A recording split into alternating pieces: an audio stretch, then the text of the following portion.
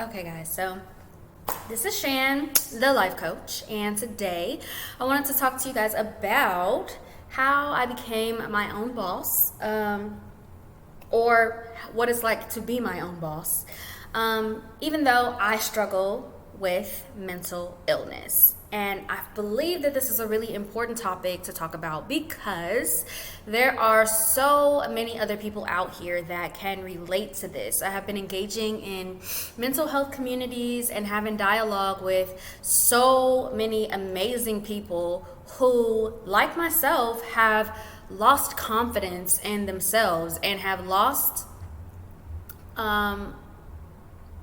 hope in their dreams, basically. And for me, as a life coach, I know that that's one of those dreams that you feel like, how could I possibly do that with the challenge that I'm facing? And I know that a lot of you guys can relate to that out there that feel the same way. Oh, how can I possibly be a doctor?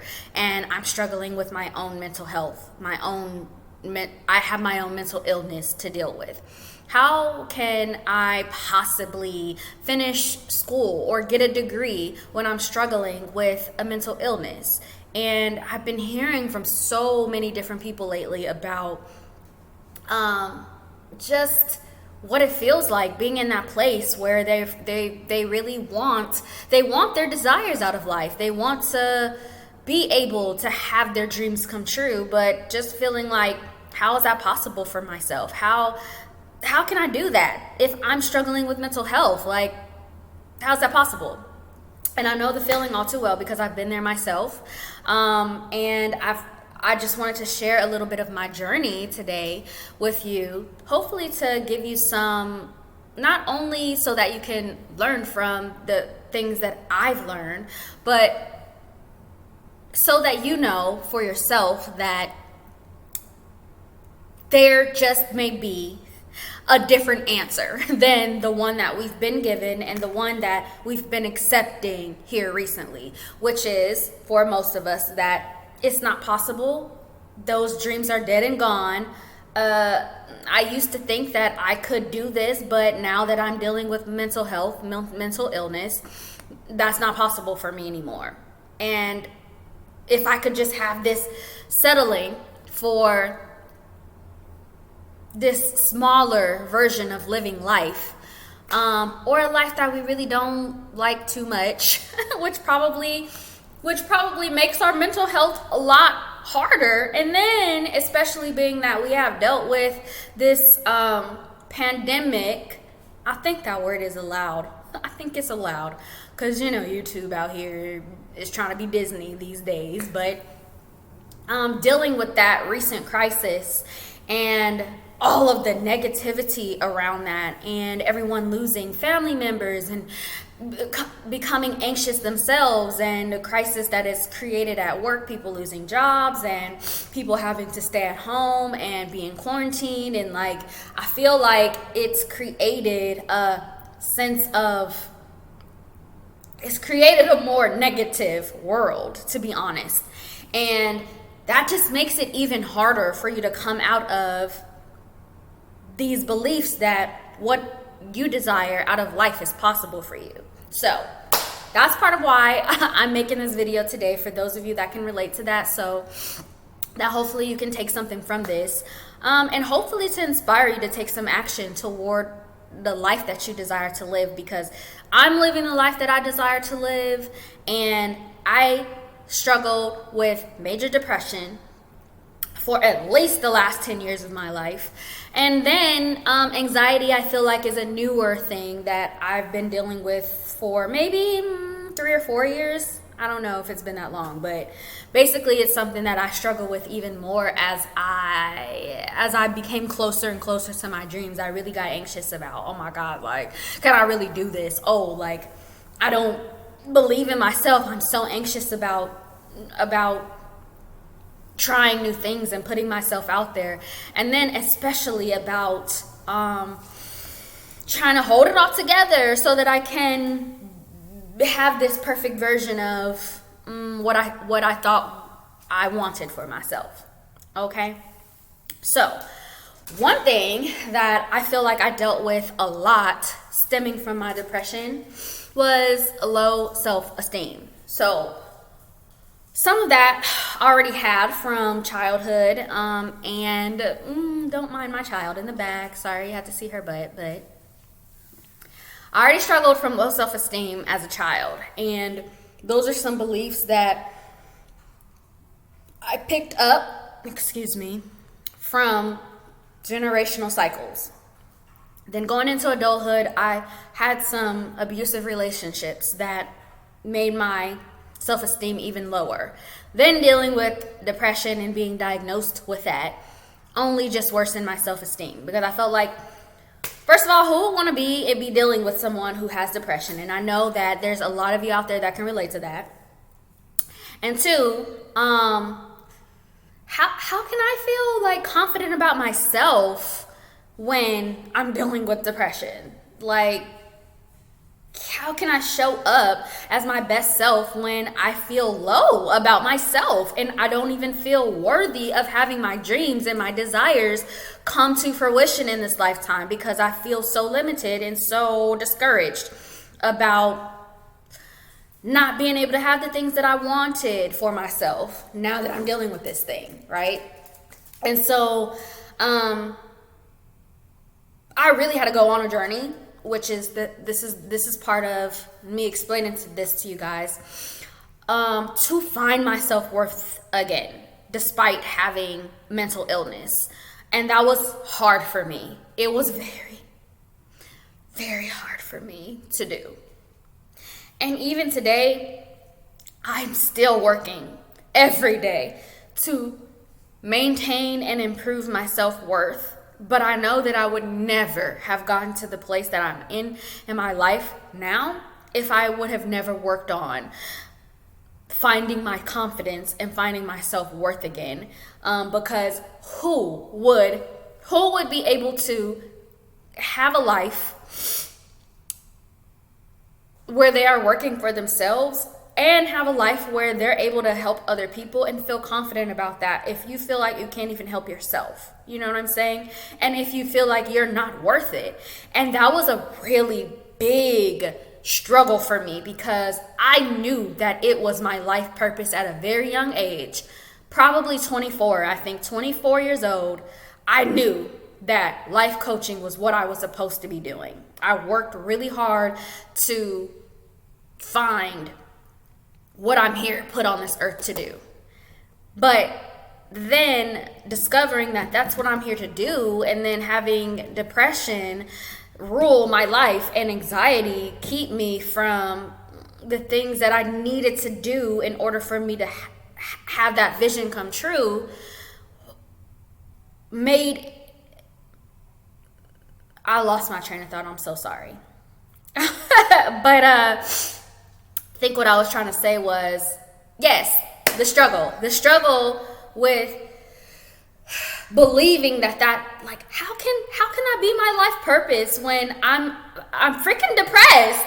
How can I be helping other people and I can't even help myself? Like, you have no idea how much I've struggled with that. Not a lot of people know what their life purpose is, especially at a young age and early on in life like that. But I did. And I was like, this is kind of a curse. I kind of wish that, like, I didn't know what I'm supposed to be doing, because at least I could be around out here just figuring it out, you know, even though I'm dealing with challenges. But no, like, I had a clear understanding of what I'm here to do. But I just felt like, how is it even ever possible for me to get to point B when I'm right here at point A? Like, what? If you would have told me at 24, I mean, I'm not going to say I wouldn't have believed that I can get here, because I did always have some sense of, like, I did always see the vision.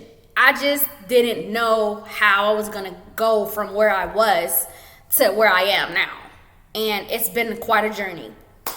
So, I know for a lot of you out there, you definitely feel like that too.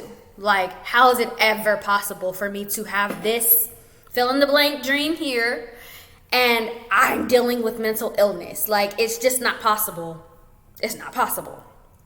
But one other thing that I've learned along my journey is that you having a mental illness, for one, it is part of your journey to get you to fulfill your purpose here on earth during this lifetime. One of the reasons why you have mental illness is to challenge tradition, to challenge the way things have been going before your lifetime began, if that makes sense. So, no, mental illness does not have to run in your family in order for you to stop that cycle. What I mean by this is, society paints a picture about what we should be doing in order to have this perfect vision of what success looks like, what happiness looks like, what you should be doing in life, to be accepted, to be considered the best, to be admired, to be inspiring. And so many people follow that guideline that society gives us, and that is passed down through tradition, through generations, about who we should be and what we should do. And there are a lot of people that are afraid to go against those guidelines, that definition of who you should be and what you should do, in order for you to be successful and to be happy and to live your best life, right? But people like you and me who deal with mental illness have no choice but to see life in a different way. We have no choice but to experience things beyond the traditional way. I really like this. This is a subject for a whole nother video, which I actually did do another video about this, but I don't want to make this video extremely long. But what I'm trying to say is that because of what your mental illness forces you to do. So for one example is, maybe it's difficult for you to hold down a job, right? Maybe you are always having episodes that could get you fired or make it difficult for you to hold down a job, right? But because you are forced to not have a stable job, maybe that condition is telling you you are not meant to have the regular 9-to-5 stable job that other people so willingly abide by. Even though that's not making them happy, even though people do that, become successful in their careers, and are still not happy, are still not satisfied with what life is giving them, even though they're following what they're supposed to be doing, right?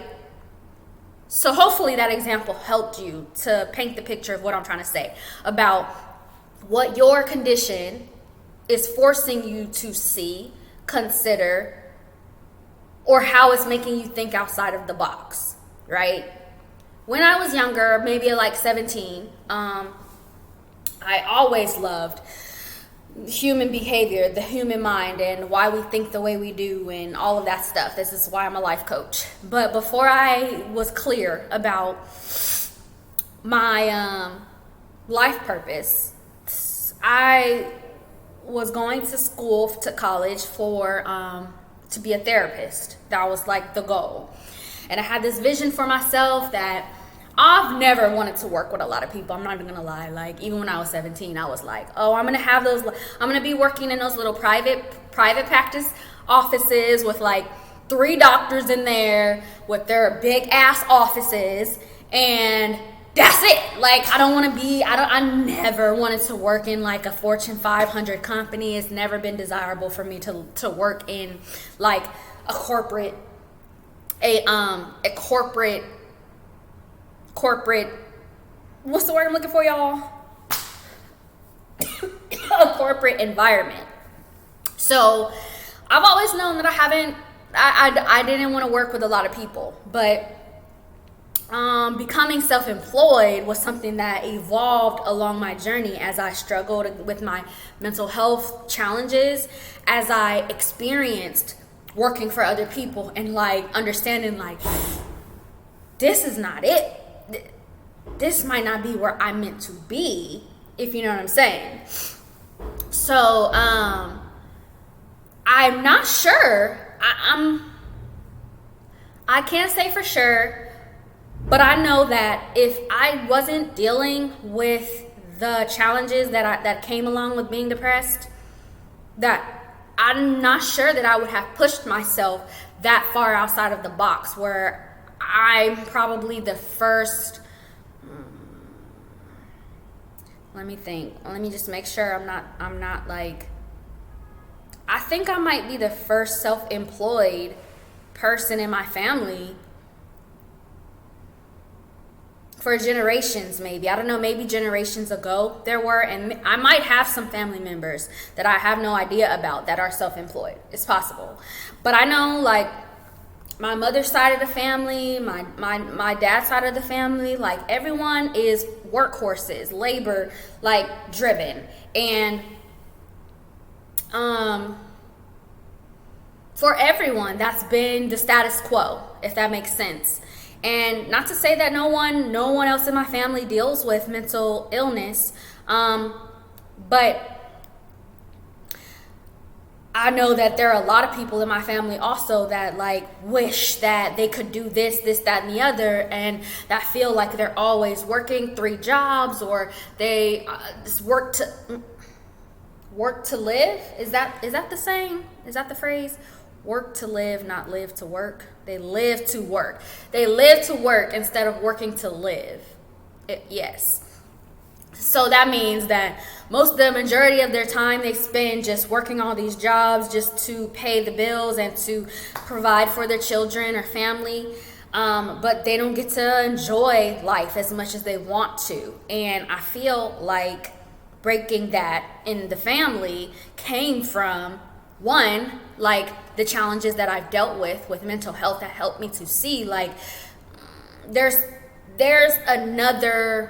things outside the box, if that makes sense. Like there's another pathway toward my dream that I need to consider, because I'm not going to be able to sustain what I'm supposed to be doing, or this vision that I had for myself, with the challenges the cards I've been dealt with in this life. Okay? And that's something that like I want to share with you guys, because if you can relate to this and you deal with mental health yourself, I want you to challenge yourself to think about, what is it that my challenges with mental health are trying to tell me? What are they trying to tell me? Now, there are so many different layers of that. It doesn't have to just apply to a job. I'm just using that as an example, and that's like been a big thing for me personally in my life. But for you, it might have to do with how you deal with your relationships. It might have to do with how you relate to your family or your friends, or it might have to do with opportunities that you want to take, or like myself, it could be dealing with your dreams, right? And I personally believe that that's a part of your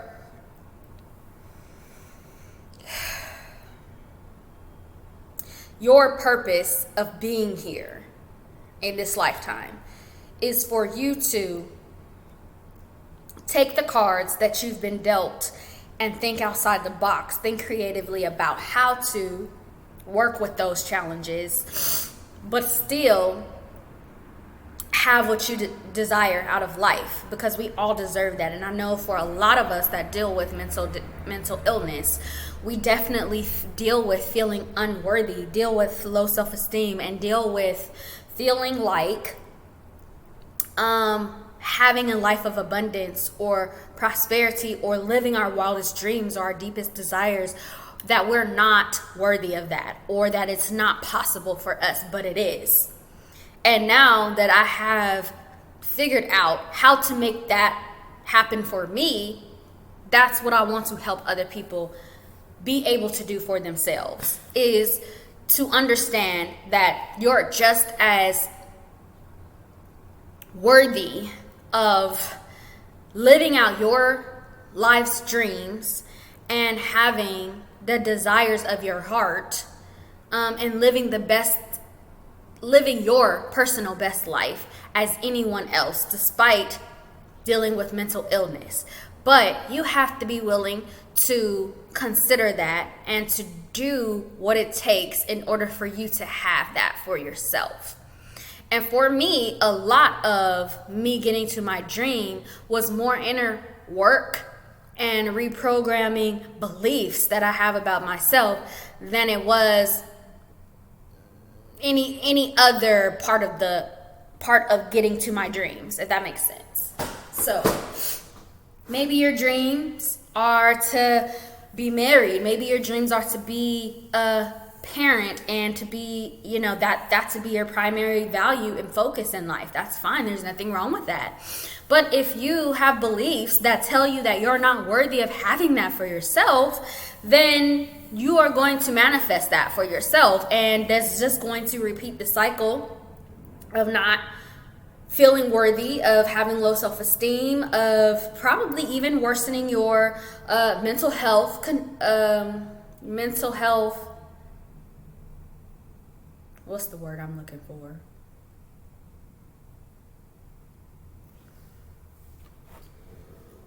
Worsening your mental health status. That's not the right word, but it's close enough. Probably worsening that for yourself because of what you believe to be true about your life and about yourself. So this is why I wanted to share this with you guys. So one, let you guys know, though, for those of you who struggle like me to believe that it's possible for yourself, that it is.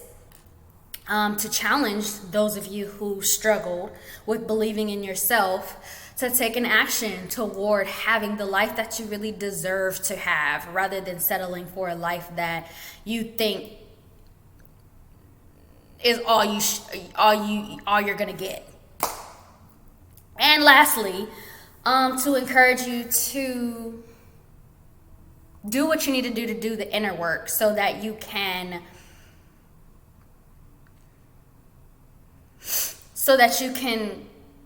get back to dreaming and get back to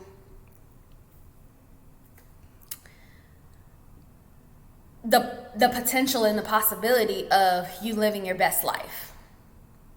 And no, that's not the last thing.